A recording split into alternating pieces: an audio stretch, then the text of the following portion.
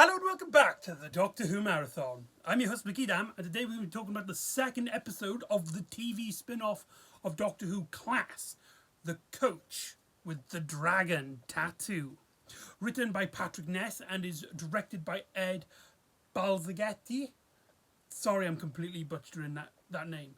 Now, the title of this episode, The Coach with the Dragon Tattoo, is obviously a play on the novel The Girl with the Dragon Tattoo, which was then adapted into a TV movie and also then a big Hollywood movie. And that was like a very popular film for a while.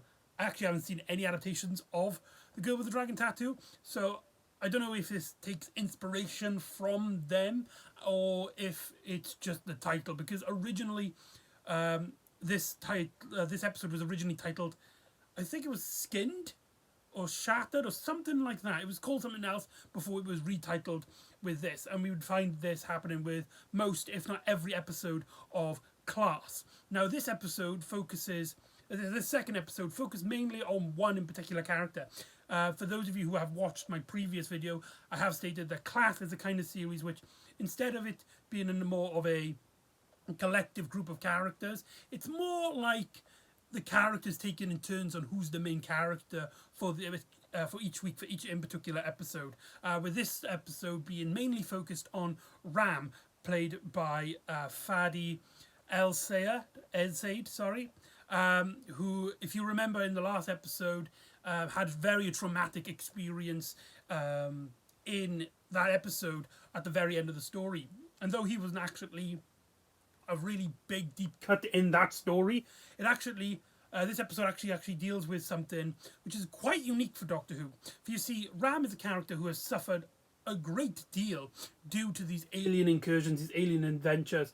Essentially, basically, in Coal Hill School, there's a rift in space and time that has opened up in Coal Hill School, and the Doctor came in after Ram had his girlfriend just absolutely obliterated, absolutely murdered in front of him, as well as having his leg chopped off. The Doctor quickly saves the day by taking all the Shadow King away, as well as Ram having a prosthetic leg.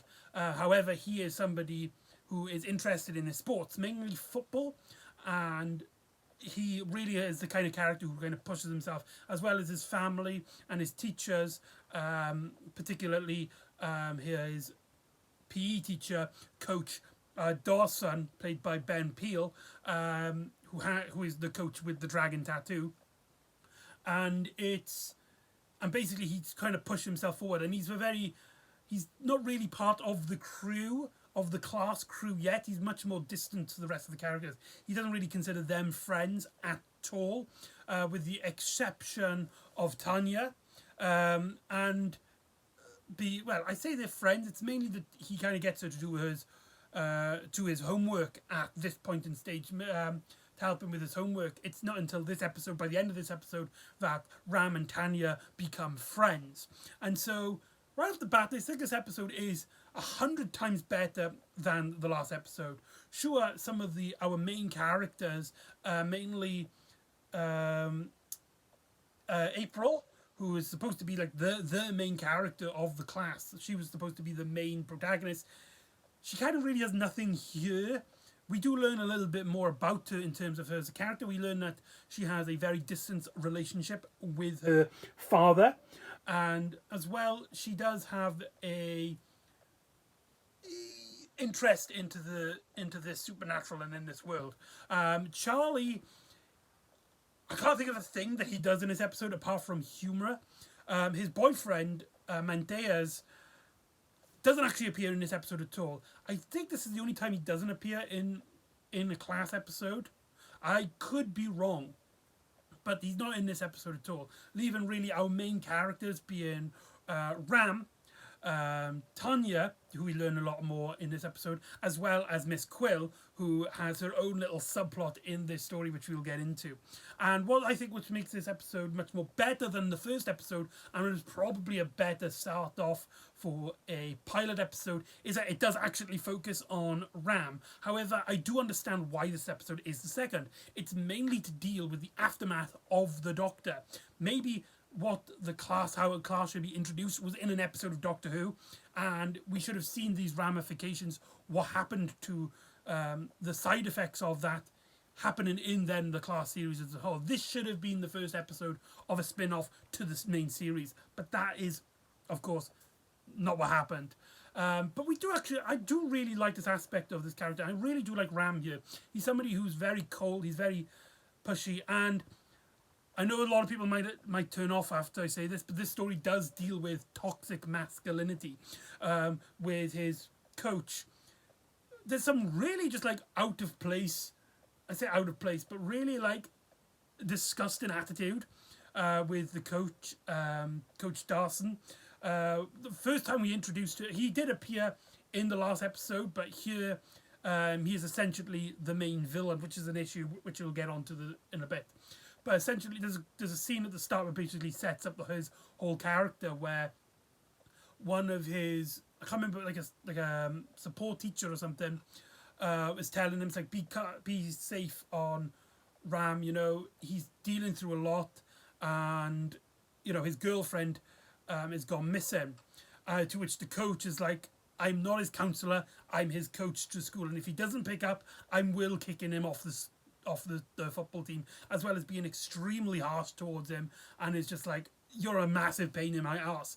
Making this coach a really character you just absolutely hate. Whether he's a character you love to hate, or whether he's just a character he's just absolutely disgusting, I'm not quite sure. I think I do like the fact, like, you know, it does show this disgusting side, because, you know, football, for those of you, you know, if you live in Britain, like myself, and, you know, I've been to school where people take football, people take it way too seriously. So this kind of character, though, yes, is kind of cartoonish in what he says, saying, because it's football, and I have seen people, maybe not to this extreme, but do talk like this, which is like, right, your personal life you're dealing with, that should be sidelined. I'm only here to talk about football, and just you got to really push yourself, otherwise, you know, you're just like a disgusting waste of a human being. I've seen people talk like that, and it's kind of refreshing to see that put up on screen about a sport which a lot of people take way too seriously. Let's be honest, football is just, I don't understand it. Of course, you know, I'm not somebody who enjoys football. I hope, though, if you do, and you watch this episode, you kind of do understand where I'm coming from on that regard. But as well, our class team are essentially, they're investigating these attacks. A lot of people in the school go missing, and again, this comes up as an issue I had with the first episode, and it's becoming more apparent here, and it's something which I think made this series really poor for a spin-off which is set in a school and both as a teen drama, because a lot of characters get killed.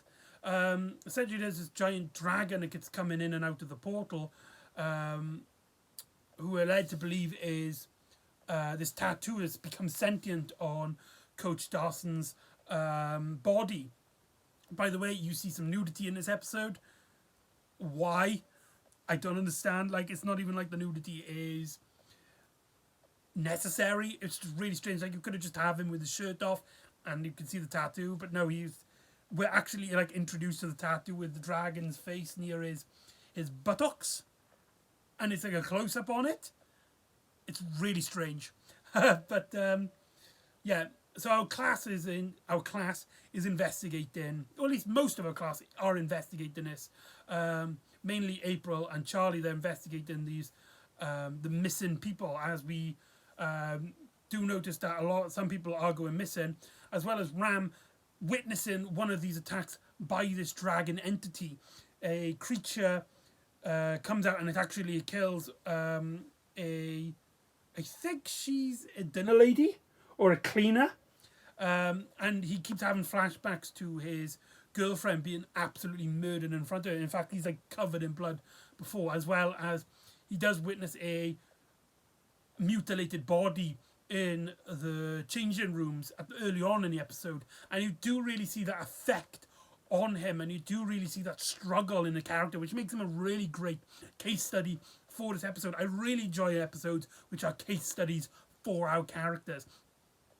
Whilst dealing with this, he does try to talk to Tanya, and Tanya is probably the only character who doesn't really ask him, like, how are you feeling? Are you coping all right? Everybody else kind of asks him, like Charlie does at one point, and he doesn't kind of understand the cynical humor of Ram, whilst he's trying to shove him off. And a lot of people are like trying to say, it's like UK, trying to talk to him. His father tries to talk to him at one point. And it's only really Tanya who just talks to him as if nothing's happened.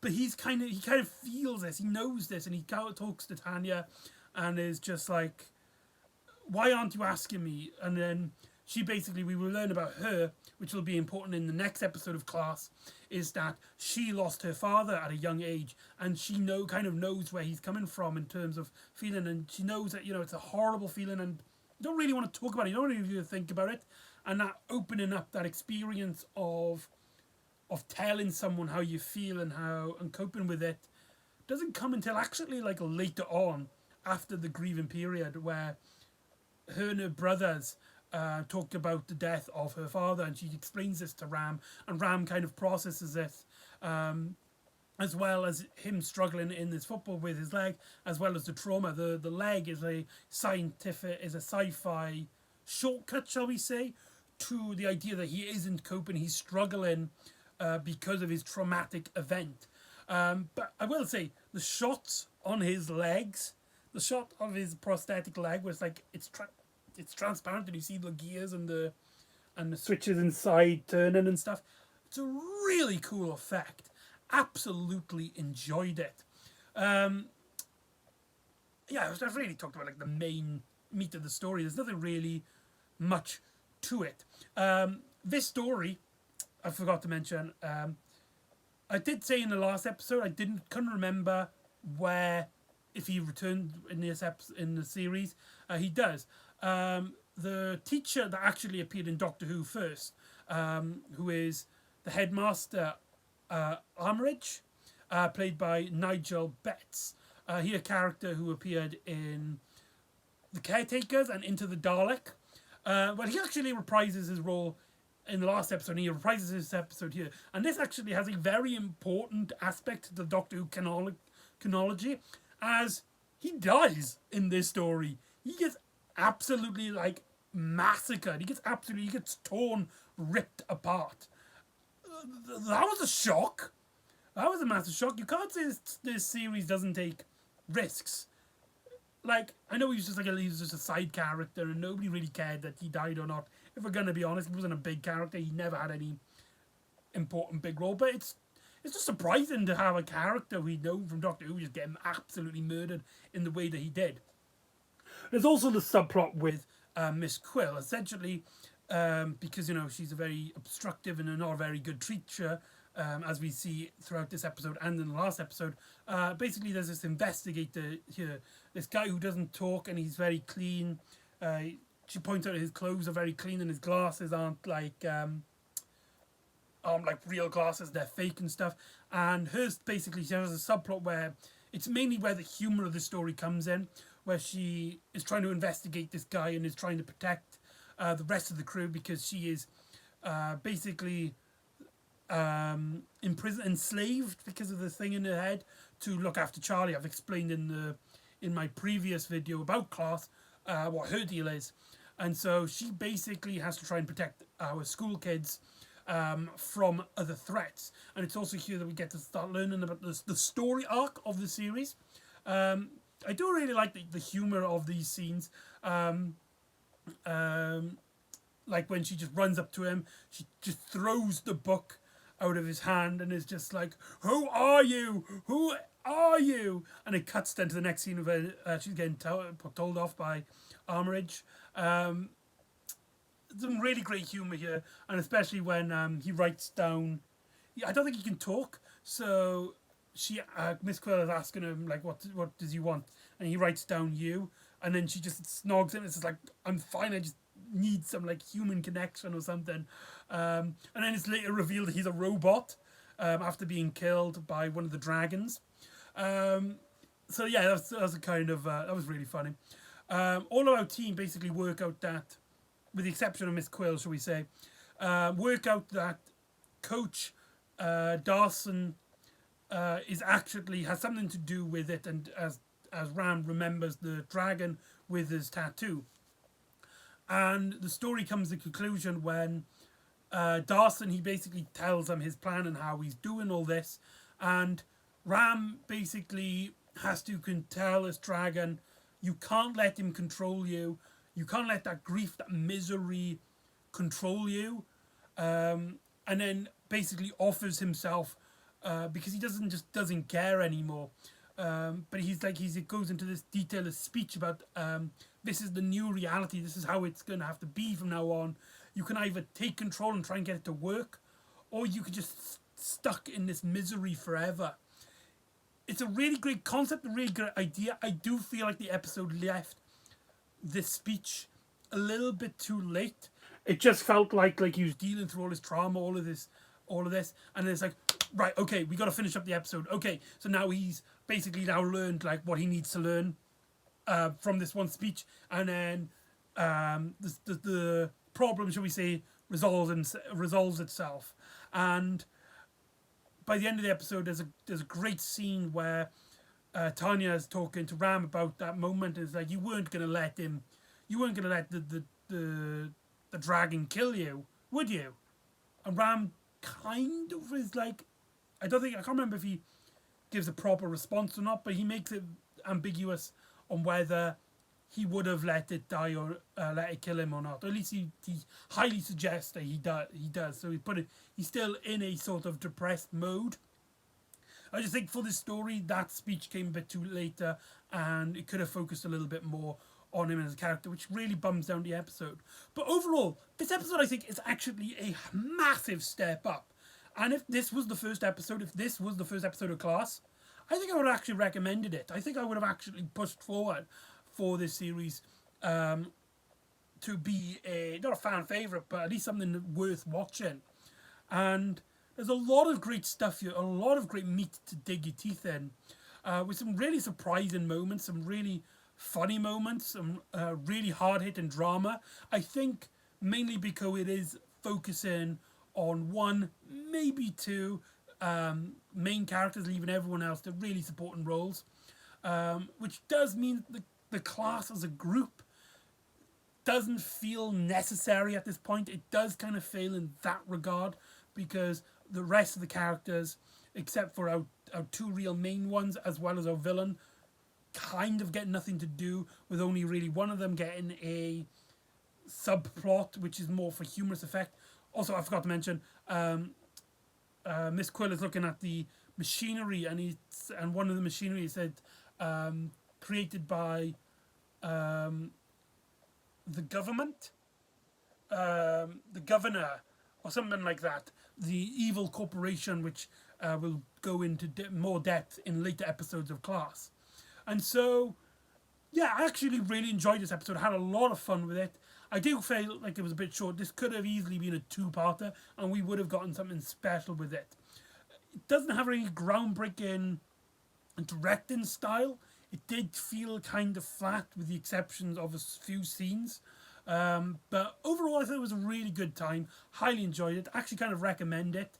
And it's not even like the best Class episode as well, which is just awesome. We'll get into that when we get into later episodes. But yeah, actually worth the watch. And I know a lot of people who don't like Class or don't even bother with it, and are surprised to hear me say that, but it's true. There's an episode of Class. This episode of Class actually makes you want to. It's actually a really engaging episode. Highly recommend it. So anyway, that is The Coach with the Dragon Tattoo. So join me next time as our mysterious time traveller returns to an adventure, as he teams up with a young boy as he starts learning about his superpowers, as we have a story that's inspired by the works of Superman. So join me next time for the return of Dr. Mysterio. And I'll see you next time on the Doctor Who Marathon. Ta-ra.